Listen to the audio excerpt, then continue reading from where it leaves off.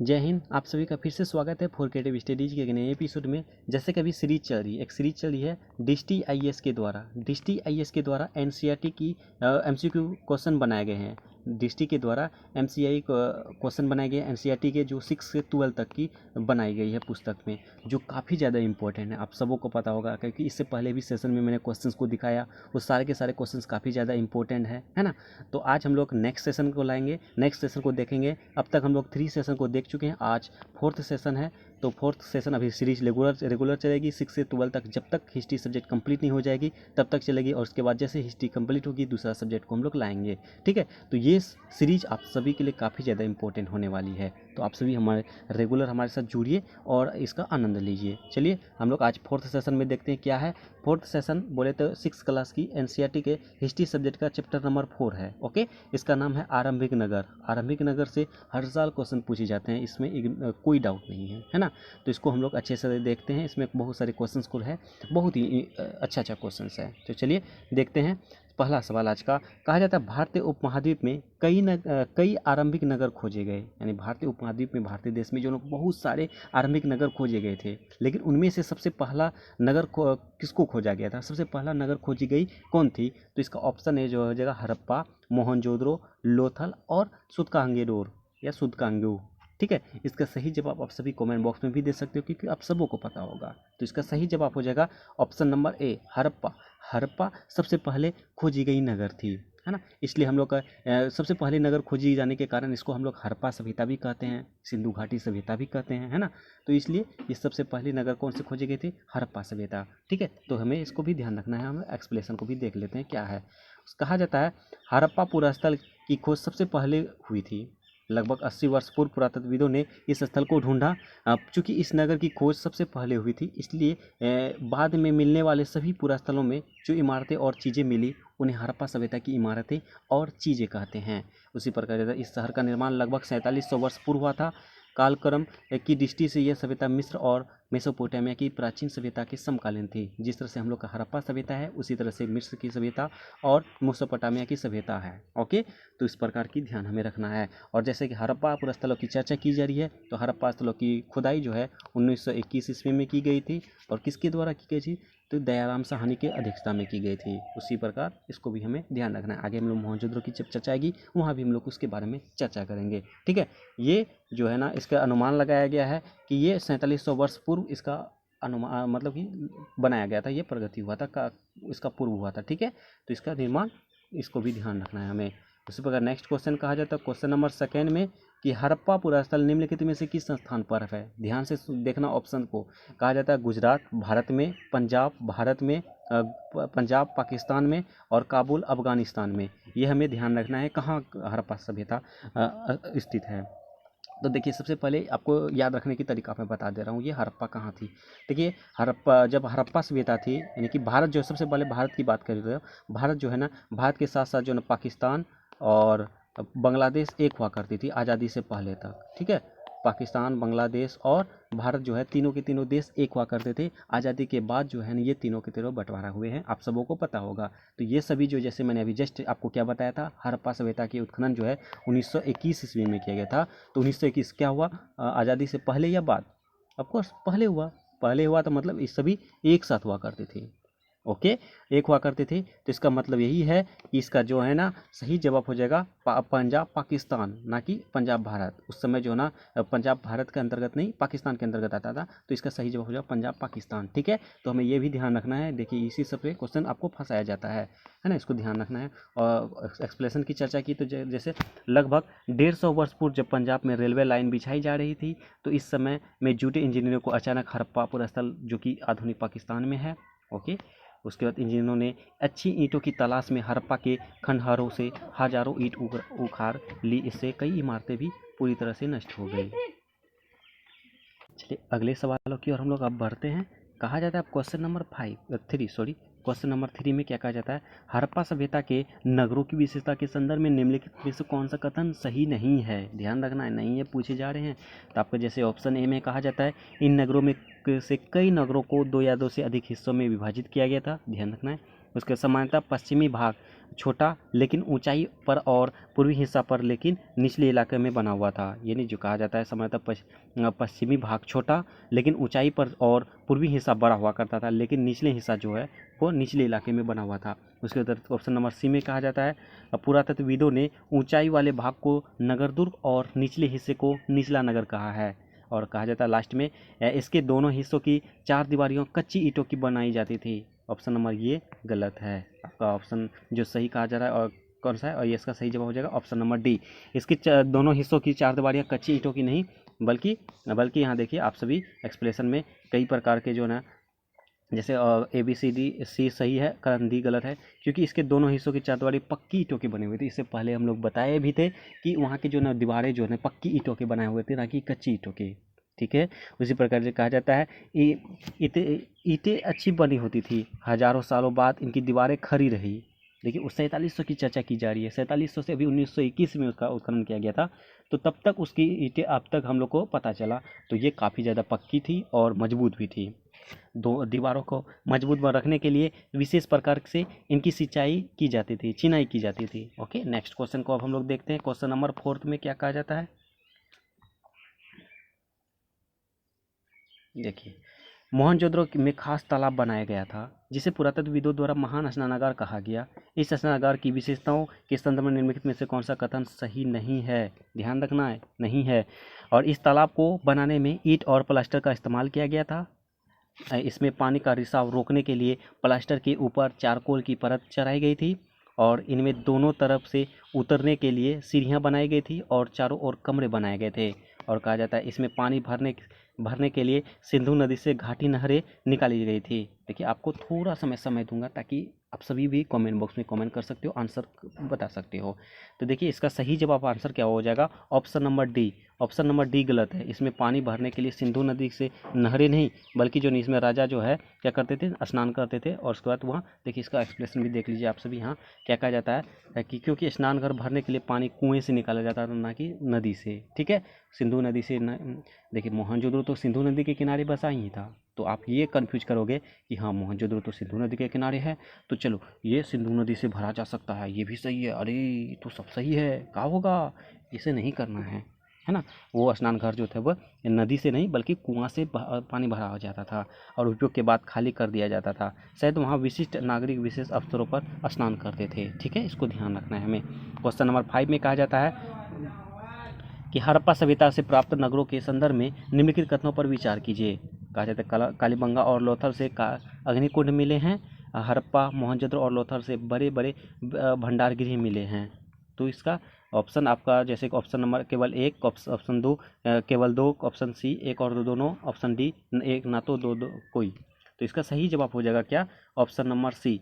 कालीबंगा और लोथल दोनों से अग्निकुंड के अवशेष मिले हैं और हड़प्पा मोहनजोदड़ो और लोथल से बड़े भंडारगृह के अवशेष मिले हैं। ये हमें ध्यान रखना है। ठीक है, उसी प्रकार नेक्स्ट क्वेश्चन कहा जाता है क्वेश्चन नंबर 6 में निम्नलिखित में से किस स्थानों पर हड़प्पा नगर प्राप्त हुए हैं। हड़प्पा नगर की विशेषताएं बताई जाना है, कहाँ पे स्थित था, कहाँ से हमें प्राप्त हुई है। सिंध पाकिस्तान से, गुजरात भारत से, राजस्थान भारत से, हरियाणा भारत से, पंजाब भारत से। देखिए इसका सही जवाब क्या हो जाएगा, ये सारे के सारे जगह से हड़प्पा सभ्यता मिली थी। तो आपका ऑप्शन जिसमें 1 2 3 4 5 सब हो, यहाँ ऑप्शन नंबर डी इसका सही जवाब हो जाएगा, है ना। तो यहाँ की सारे के सारे जगहों से हड़प्पा सभ्यता के कुछ न कुछ स्थल मिले हैं, जैसे कि सिंध पाकिस्तान मोहनजोदड़ो से, गुजरात लोथल हो गया, राजस्थान धोलावीरा कालीबंगा, ये हरियाणा पंजाब, ये सब जगह से हम लोग को कोई ना कोई स्थल मिले हैं। तो इससे सही जवाब हो जाएगा, है ना। उसके बाद क्वेश्चन नंबर 7 में कहा जाता है हड़प्पा सभ्यता में घर, नाले और सड़कों का निर्माण योजनाबद्ध तरीके से एक साथ ही किया जाता था। इन नगरों की ऐसी विशेषताओं के संदर्भ में निम्नलिखित में से कौन सा कथन सही नहीं है। गलत वाला बताया जा रहा है कि इन नगरों के घर आमतौर पर 1 या 2 मंजिल के बने होते थे। अधिकांश घरों में एक अलग स्नानागार होता था और कुछ घरों में कुएं भी होते थे। उसी प्रकार कहा जाता है इन सभी नगरों में नालों का खुला रखा जाता था ताकि उनकी सफाई आसान हो। देखो ये पॉइंट को ध्यान रखना है इसको। और हर नाली में हल्की ढलान होती थी ताकि पानी आसानी से बह सके। इसका सही जवाब क्या हो जाएगा, आप सबों को पता होगा, ये ऑप्शन नंबर सी। क्यों, क्योंकि इसके नगर जो है ना खुला हुआ नहीं था, ढका हुआ था, क्योंकि गंदा ना पड़े इसलिए इसको इस तरह से बनाया गया था। ठीक है, तो ये हमें ध्यान रखना है ना। उसी प्रकार क्वेश्चन नंबर 8 में कहा जाता है हड़प्पा में हड़प्पा के नगरीय जीवन के संदर्भ में निम्नलिखित में कथनों पर विचार कीजिए। ऑप्शन जैसे कि कहा जाता है, नगरों में शासक वर्ग नगर की खास इमारतें बनाई जाने की योजना तैयार करता था। लिपिक और शिल्पकार भी नगरों में रहते थे और शासक व नगरपालिका द्वारा व्यापार भी किया जाता था। जैसे ऑप्शन नंबर ए है 1 और 2, केवल 2 और 3, और सी में केवल 3, और ऑप्शन डी में 1 2 3। क्या हो जाएगा इसका सही जवाब? इसका सही जवाब हो जाएगा ऑप्शन नंबर डी। इसमें से तीनों सभी के सभी सही है। कहा जाता है नगरों में शासक वर्ग नगर की खास इमारतें बनाई जाने की योजना तैयार की करती थी, ये भी हम लोग देखे हैं। और लिपिक और शिल्पकार भी नगरों में रहते थे और शासक व नगरवासियों द्वारा व्यापार भी किया जाता था। ये सभी के सभी सही आंसर है, सभी के सही सही ऑप्शन है। ठीक है, उसी प्रकार नेक्स्ट क्वेश्चन कहा जाता है क्वेश्चन नंबर 9th में क्या कहा जाता है कि हड़प्पा से प्राप्त वाट और मनकों के संदर्भ में निम्नलिखित कथनों पर विचार करना है। वाटों का बनाने का के लिए सामान्यतः चूना पत्थर का प्रयोग किया जाता था। उसी प्रकार का मनकों के निर्माण में कर्निलियन पत्थरों का प्रयोग होता था। देखिए इसमें सही बताया जा रहा है। इसमें तो हम लोग का ऑप्शन नंबर सिर्फ 2 सही है। कहाँ है ऑप्शन नंबर 2? केवल 2 सही है ना? केवल 2 सही है, केवल एक क्यों गलत है उसके बारे में ध्यान से सुनिए। कहा जाता है एक गलत इसलिए है क्योंकि हड़प्पा के नगरों में वाट बनाने के लिए सामान्यतः चट पत्थर का प्रयोग किया जाता था, ना कि चूना पत्थर का। चट पत्थर का हम लोग का प्रयोग करना था, ना कि चूना पत्थर का। ये हमें ध्यान रखना है। इसे शायद बहुमूल्य पत्थर और धातुओं को तालने के लिए बनाया गया था। ठीक है, तो ये रही क्वेश्चन नंबर 10 में। अब देखिए क्या कहा जाता है, निम्नलिखित में से किस हड़प्पीय स्थल से एक कढ़ाईदार वस्त्र पहनने वाले एक व्यक्ति के पत्थर से बनी मूर्ति को प्राप्त हुई है? ये मोहनजोदड़ो से प्राप्त हुई है ना? मोहनजोदड़ो से हमें प्राप्त हुई है। कढ़ाईदार वस्त्र पहनने वाले कहाँ से मिले हैं? मोहनजोदड़ो से बने हैं, मिले हैं। उसी प्रकार कहा जाता है कि हड़प्पाई नगर शिल्प के संदर्भ में निम्नलिखित कथनों पर विचार कीजिए। सोने और चांदी से गहने का बर्तन बनाए जाते थे। तांबे और कांसे से केवल औजार और हथियार बनाए जाते थे और मोहरे बनाने के लिए पत्थरों का प्रयोग किया जाता था। ऑप्शन ए है केवल 1, ऑप्शन बी है केवल 1 और 3, 2 और 3, और 1 2 3 सभी। तो इसका सही जवाब आपको सभी कमेंट बॉक्स में भी बता सकते हो। ठीक है, इसका सही जवाब हो जाएगा जैसे कि सोने और चांदी से गहने और बर्तन बनाए जाते थे, ये तो सही है। और तांबे और कांसे से केवल औजार और हथियार बनाए जाते थे, ये गलत है।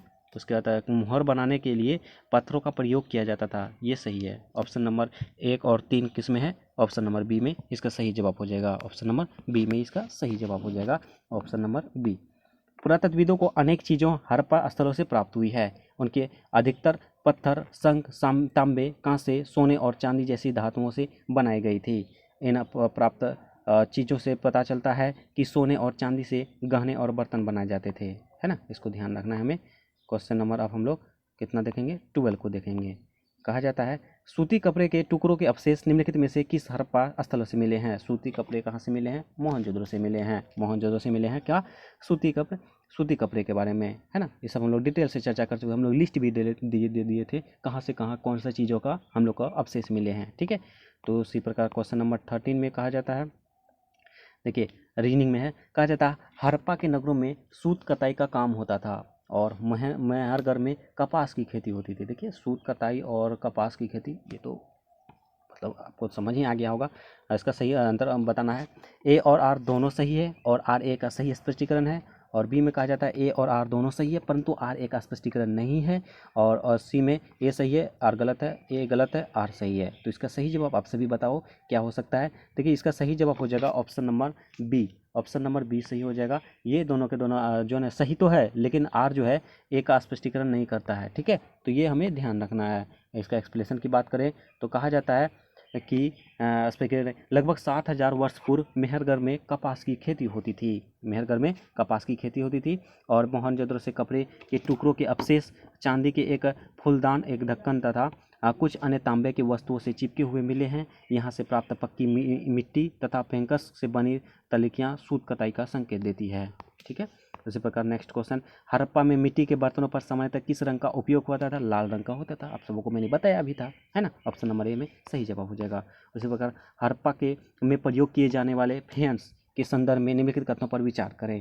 इस काल में फेंस से मनके, चूड़ियाँ वाले और बर्तन बनाए जाते थे। ठीक है, उसी प्रकार कहा जाता है ऑप्शन नंबर बी में 2 में कहा जाता है इस काल में प्रयोग होने वाले पत्थर और शंख और प्राकृतिक रूप से पाए जाते थे। वहीं फेंस को कृत्रिम रूप से तैयार किया जाता था। ऑप्शन ए है 1, ऑप्शन 2 है दोनों 2, ऑप्शन सी में दोनों, ऑप्शन डी में 3, कोई नहीं। तो ऑप्शन नंबर सी इसका सही जवाब हो जाएगा। ठीक है, 1 और 2 दोनों हो जाएगा इसका सही जवाब।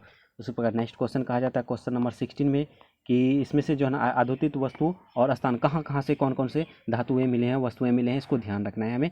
कहा जाता है तांबा, तांबा कहाँ से मिला है हम लोग को? तांबा जो है ये राजस्थान से हमें प्राप्त हुआ है। ठीक है, उसी प्रकार टीन जो है ये अफगानिस्तान से हमें प्राप्त हुआ है। उसी प्रकार सोना जो थी वो कर्नाटक से, और उसके बाद बहुमूल्य पत्थर गुजरात से। तो कहा जाता है ए का 3, 2 का 2, बी का 2, उसका सी का हो जाएगा 4, उसके बाद है 1, 3 2 4 1, 3 2 4 1, ये ऑप्शन ए में तो ही है ना। फिर से मैं रिपीट कर दे रहा हूँ, तांबा जो है ये राजस्थान से मिले हैं, टीन जो है अफगानिस्तान से लाए गए थे, उसके बाद सोना जो है ये कर्नाटक से, और उसके बाद बहुमूल्य पत्थर जो है गुजरात से, है ना। इसको हमें ध्यान रखना है।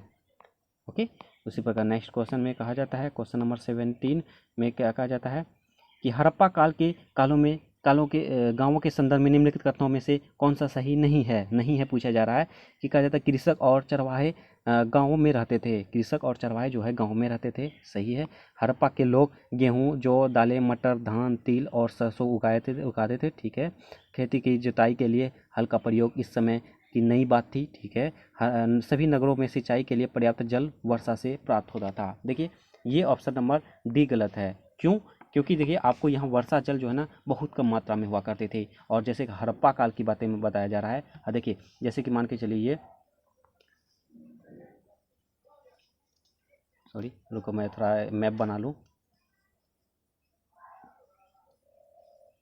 जैसे ये इंडिया का मैप है, ठीक है, फिर भी नहीं बन पा रहा फ़ोन पे, ऐसे मैं बना लेता हूँ, ठीक है। मान के चलो, छोड़ो, ये हड़प्पा सभ्यता के बारे में सिर्फ समझ लो। ये इंडिया का मैप है, ओके, इंडिया का मैप है। ये क्या है, यहाँ पे हड़प्पा सभ्यता है, आप सबको को पता होगा ना। इधर से जो है पाकिस्तान, और यहाँ पे हड़प्पा सभ्यता है। हड़प्पा सभ्यता देखिए सिंपल तरीके से आपको याद रखने के लिए मैं बता दे रहा हूँ। वर्षा जो होगी ये वर्षा इधर से कम मात्रा में होगी, है ना। वर्षा जो है इधर से पूर्वी इलाकों से ज़्यादातर होगी, पूर्वी इलाकों से ज़्यादा होते होते होते कम होगी, ठीक है। तो ये हमें ध्यान रखना है। तो आपको अगर क्वेश्चन पूछा जाए सिंचाई के, खेती, नदी के बारे में या वर्षा के बारे में, बाढ़ के बारे में, तो हम लोग को जो है ना इस क्षेत्र में, हड़प्पा सभ्यता के क्षेत्र में जो है आपको जैसे पश्चिमी उत्तर क्षेत्रों में जो है वो वर्षा के जल बहुत कम मात्रा में देखने को मिलेगी, अपेक्षा पूर्वी और उत्तरी देशों क्षेत्रों की दिशा में। तो ये हमें ये ध्यान रखना है। ये हड़प्पा सभ्यता तो पिछली ओर है, यहाँ पे वर्षा बहुत कम मात्रा में होगी, है ना। वर्षा बहुत कम मात्रा में होगी, जिसकी वजह से यहाँ बाढ़ की संभावना बहुत कम हो सकती है, ऐसा भी अनुमान लगाया जाता है ना। तो यहाँ जो है ना जल वर्षा से प्राप्त होते थे, ये गलत है। यहाँ की वर्षा बहुत कम मात्रा में हुआ करते थे, ठीक है। उसी प्रकार आप क्वेश्चन नंबर 18 को देखते हैं। देखिए हड़प्पा संस्कृति की बस्ती और अवस्थित कहाँ कहाँ से कौन कौन सी नदी के में स्थित है, इसके बारे में बताना है। हड़प्पा सभ्यता किस नदी के किनारे है? रावी। रावी कहाँ है? अरे सामने तो है। उसके बाद मोहनजोदड़ो, ये तो सिंधु है, कई बार बताएं कहाँ है, ये भी तो सामने है, सिंधु। और कालीबंगा ये तो घग्गर में है, ये भी सामने है, अरे ये तो सामने सामने दे दिया है। लोथल, भोगवा। तो इसका सही जवाब 1 2 3 4, 1 2 3 4, अरे ये इसमें तो है, सामने तो है, 1 2 3 4 इसका सही जवाब हो जाएगा, है ना। आप सबको पता होगा ये, ठीक है। नेक्स्ट क्वेश्चन है हड़प्पा सभ्यता का एक महत्वपूर्ण नगर धोलावीरा किस राज्य में अवस्थित है? किस राज्य में है? बताओ बताओ बताओ। धोलावीरा कहाँ पे है? गुजरात में है। धोलावीरा कहाँ है? गुजरात में है, ठीक है। हड़प्पाकालीन नगर 2 भागों में विभक्त है, परंतु इनमें से एक नगर 3 भागों में बटा हुआ है। वो कौन सा है? कौन सा जो है ना 3 भागों में बटा हुआ है? ये मोहनजोदड़ो बटा हुआ है, हाँ, है ना। तो ये भी हम लोग को ध्यान रखना है। Sorry sorry sorry sorry sorry sorry sorry, क्या है? मोहनजोदड़ो नहीं नहीं नहीं नहीं, धोलावीरा होगा। Sorry sorry, I am really sorry, कहाँ ध्यान आता है, सॉरी सॉरी गाइज। हड़प्पा का, फिर से मैं रिपीट कर रहा हूँ, हड़प्पाकालीन नगर 2 भागों में विभक्त थे, परंतु इनमें से एक नगर जो है 3 भागों में विभक्त थे। ये धोलावीरा इसका सही जवाब हो जाएगा। सॉरी मिस्टेक हो गई, है ना। तो हमें ये ध्यान रखना है, धोलावीरा इसका सही जवाब हो जाएगा। देखिए आंसर में क्या है, हाँ धोलावीरा। देखिए इसका एक्सप्लेनेशन को चर्चा करें। धोलावीरा भारतीय उपमहाद्वीप का चौथा विशालतम और भारत का सबसे विशाल हड़प्पाकालीन नगर है। हड़प्पा सभ्यता के अन्य नगर 2 भागों में विभक्त थे, वहीं धोलावीरा नगर 3 भागों में विभक्त था, है ना। सभी के सभी 2 भागों में विभक्त थे, और ये धोलावीरा जो 3 भागों में विभक्त था। इसके हर एक हिस्से के चारों ओर पत्थर की ऊंची ऊंची दीवार बनाई गई थी। इसके अंदर जाने के लिए बड़े बड़े प्रवेश द्वार थे, और यहाँ सार्वजनिक कार्यक्रम के लिए एक खुला मैदान भी था। यहाँ मिले कुछ अवशेषों के हड़प्पा लिपि के बड़े बड़े अक्षरों का पत्थरों में खुदा गया था और इस अभिलेखों के समाप्ता लकड़ी में जरा गया था। ये एक अनोखा अवशेष है क्योंकि आमतौर पर हड़प्पा के ले मुहर जैसी छोटी वस्तुओं में पाए जाते थे, है ना। इसका सही जवाब हो जाएगा क्या, धोलावीरा, है ना। तो इसका सही जवाब धोलावीरा हो जाएगा। और नेक्स्ट क्वेश्चन को कहा जाता है हड़प्पा का लोथल नगर निम्नलिखित में से किस राज्य में है। लोथल कहाँ है, गुजरात में। तो यहाँ ऑप्शन नंबर डी में सही जवाब हो जाएगा, ठीक है। लोथल गुजरात में बसा हुआ है। लोथल नगर में निम्नलिखित के संदर्भ में निम्नलिखित में से कौन सा कथन सही नहीं है पूछा जा रहा है। कहा जाता है कि यह गुजरात में माही नदी के किनारे बसा हुआ है, माही नदी के किनारे। उसके बाद यहाँ एक बंदरगाह भी था और इस नगर में एक भंडारगृह भी था और यहाँ एक इमारत भी मिली है जिनके मन के काम के होता था। तो इसका देखिए आंसर क्या हो जाएगा, माही नहीं, मादी नहीं, भोगवा नदी था। अभी जस्ट मैंने यहाँ क्या बताया था क्वेश्चन नंबर, जैसे कि अभी जस्ट बताया था आपका भोगवा नदी के किनारे में। यहाँ देखिए लोथल जो था ये कहाँ था, भोगवा में था, है ना। तो ये हमें ध्यान रखना है, भोगवा इसका जो है ये गलत है। नेक्स्ट क्वेश्चन देखते हैं हड़प्पाकालीन मुहर यानी मुद्रा और मुहर बंदी के संदर्भ में निम्नलिखित में कथनों पर विचार करना है। मुहर का प्रयोग सामान से भरे उन डिब्बों या थैलों को चिन्हित करने के लिए किया जाता था जो एक जगह से दूसरी जगह भेजे जाते थे। उसके नेक्स्ट ऑप्शन में कहा जाता है शासन वर्ग द्वारा प्रचलित मुहर को बंद करना मुहरबंदी कहलाता था। ऑप्शन ए केवल एक, ऑप्शन बी केवल दो, ऑप्शन सी एक दो दोनों और डी में कोई नहीं। तो इसका सही जवाब ऑप्शन ए हो जाएगा। फिर से दिखाता रहूँ मैं और से इसका पीडीएफ टेलीग्राम में मिल जाएगा। हड़प्पाकालीन मुहरबंदी के संदर्भ में क्या सही है, उसके दिए कहा जाता है मुहर का प्रयोग सामान से भरे उन डिब्बों का या थैलों का चिन्हित करने के लिए किया जाता था जो एक जगह से दूसरी जगह भेजे जाते थे, है ना। यही सही जवाब हो जाएगा। और नेक्स्ट और लास्ट क्वेश्चन आज की सेशन का कहा जाता है कि हड़प्पा सभ्यता के अंत के विषय में विभिन्न विद्वानों के विभिन्न तर्क है। इन तर्कों में निम्नलिखित में से कौन सा सही सुमेलित है। देखिए हड़प्पा सभ्यता का अंत के बारे में, हड़प्पा सभ्यता के पतन के बारे में कहा जाता है। देखिए हड़प्पा सभ्यता के पतन का साक्ष्य अभी तक सही तरीके से हम लोग को नहीं प्राप्त हुआ है, सिर्फ अनुमान लगाया जा सकता है कि ये हुआ होगी। तो जैसे नदियों का सूखना ये भी एक महत्वपूर्ण कारण माना गया था, जंगलों का विनाश ये भी एक महत्वपूर्ण कारण बना गया था और शासकों का नियंत्रण समाप्त हो जाना ये भी एक सही मतलब अनुमान लगाया गया था। इसका मतलब ये सही के सही तीनों के तीनों सही है। तो ऑप्शन नंबर डी 1 2 3 तीनों सही है ना। इसमें एक्सप्लेनेशन की चर्चा करें तो देखिए कहा जाता है हड़प्पा के पतन के कारणों के विषय में विभिन्न विद्वानों में विभिन्न मत दिए गए हैं, जिनमें नदियों का सूखना, ईंट पकाने के लिए ईंधन की जरूरतें और मवेशियों के बड़े बड़े झुंडों का चार जरूरतों के कारण जंगलों का विनाश और शासकों का नियंत्रण समाप्त होना तीनों कारण सम्मिलित है। यह मत अलग अलग विद्वानों द्वारा अलग अलग तर्कों के साथ दिए गए हैं और जो भी हुआ हो परिवर्तन का असर स्पष्ट दिखाई देता है। आधुनिक पाकिस्तान के सिंध और पंजाब की बस्तियां उजड़ गई थी और कई लोग पूर्व और दक्षिण के क्षेत्रों में की कई बस्तियां में जाकर बस गए। इसके लगभग 1400 वर्ष के बाद ये लगभग 2500 वर्ष पूर्व नए नगरों का विकास हुआ। तो इस तरह से हम लोग आज के सेशन में टोटल 24 क्वेश्चन को देखे। 24 क्वेश्चन नाम का था लेकिन हम लोग लगभग 50 सवालों के उत्तर को हम लोग समझ चुके हैं, है ना। तो यही है आज का सेशन का लास्ट सवाल, लास्ट पॉइंट। और नेक्स्ट सेशन में हम लोग देखेंगे चैप्टर नंबर 5। आप सबों को मैं कहूँगा चैप्टर नंबर 5 आप सभी पढ़ के आना ताकि आप सबका रिवीजन बेहतरीन तरीके से होए, ठीक है। तो आज के सेशन में बस इतना ही रहने देंगे। उम्मीद करता हूँ आज के सेशन भी आप सबों के लिए काफ़ी ज़्यादा सहायतापूर्ण साबित हुआ होगा। और एक निवेदन है, जो भी चैनल में पहली बार आए हैं और चैनल को सब्सक्राइब नहीं की तो प्लीज़ चैनल को सब्सक्राइब जरूर कर लीजिए और बेल आइकन को जरूर हिट कीजिए। सेशन अच्छा लगे तो लाइक जरूर कीजिए, कमेंट के माध्यम से जो भी डाउट हो डाउट पूछिए और अपने दोस्तों को भी ज़्यादा से ज़्यादा शेयर कीजिए। चलिए मिलते हैं नेक्स्ट सेशन में, तब तक के लिए थैंक यू, जय हिंद।